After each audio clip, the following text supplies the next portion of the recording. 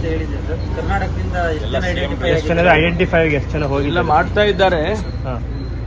ಎಲ್ಲ SP ಗಳಿಗೂ ಕೂಡ ಸೆನ್ಸಿಟೈಸ್ ಮಾಡಿದ್ದೀವಿ. ಎಲ್ಲ ಸೀನಿಯರ್ ಆಫೀಸರ್ಸ್ಗೂ ಕೂಡ ರೆಸ್ಪಾನ್ಸಿಬಲ್ ಸೀನಿಯರ್ ಆಫೀಸರ್ಸು ರೇಂಜಲ್ಲಿರೋರಿಗೆ ಅವ್ರಿಗೆಲ್ರಿಗೂ ಕೂಡ ಈಗಾಗಲೇ ತಿಳಿಸಿದ್ದೇವೆ. ನಿನ್ನೆ ಕೇಂದ್ರ ಸರ್ಕಾರದ ಹೋಮ್ ಮಿನಿಸ್ಟ್ರಿಯಿಂದ ಅಡ್ವೈಸರಿ ಬಂದಿದೆ, ಅದರ ಪ್ರಕಾರ ಮಾಡ್ತಾ ಇದ್ದೇವೆ.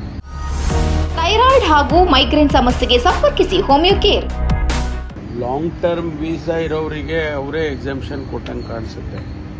ಮತ್ತು ಯಾರಿಗೆ ಟೂರಿಸ್ಟ್ ವೀಸಾ ಅಥವಾ ಆ ರೀತಿ ಒಂದು ಕ್ಯಾಟಗರಿ ಆಫ್ ವೀಸಾಗಳಿರುತ್ತೆ ಅವರಿಗೆಲ್ಲ ವಾಪಸ್ ಕಳಿಸೋದಕ್ಕೆ ಏನು ಕ್ರಮ ತಗೋಬೇಕೋ ಅದನ್ನೆಲ್ಲ ತಗೊಳ್ತಾ ಇದ್ದೀವಿ. ಐಡೆಂಟಿಫೈ ಆಗಿದೆ ಸರ್, ಇಷ್ಟು ಜನ ಇದ್ದಾರೆ ಅಂತ ಮಾಡ್ತಾ ಇದ್ದಾರೆ. ನನಗಿನ್ನೂ ಎಕ್ಸಾಕ್ಟ್ ನಂಬರ್ಸ್ ಗೊತ್ತಿಲ್ಲ.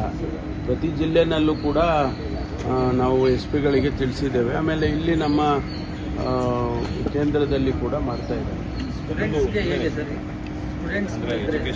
ಸ್ಟೂಡೆಂಟ್ ಇದ್ದವರಿಗೂ ಕೂಡ ಕಳಿಸ್ಬೇಕು, ಸ್ಟೂಡೆಂಟ್ ಇದ್ದವುಗಳಿಗೂ ಕೂಡ ಕಳಿಸ್ಬೇಕಾಗ್ತದೆ. ಯಾಕೆಂದರೆ ಎಕ್ಸಾಮ್ಷನ್ ಏನು ಕೊಟ್ಟಂಗೆ ಕಾಣಲಿಲ್ಲ.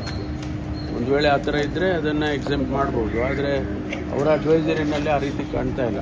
ಬೇರೆ ಯಾವ ರೀತಿ ಅಲರ್ಟ್ ಆ ರೀತಿ ಏನಾದ್ರು ಇದೆ ಅಲ್ಲ, ಅದು ಅಲರ್ಟ್ ಕಂಟಿನ್ಯೂಸ್ ಆಗಿದ್ದೇ ಇದೆ.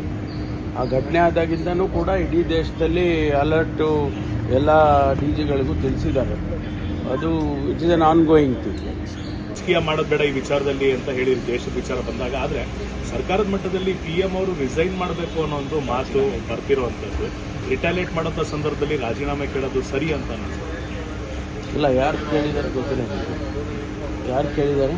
ಸಂತೋಷ್ ಗೌಡ ಗೊತ್ತಿಲ್ಲ ಯಾವ ಅರ್ಥದಲ್ಲಿ ಹೇಳಿದ್ದಾರೋ ಏನೋ ಗೊತ್ತಿಲ್ಲ.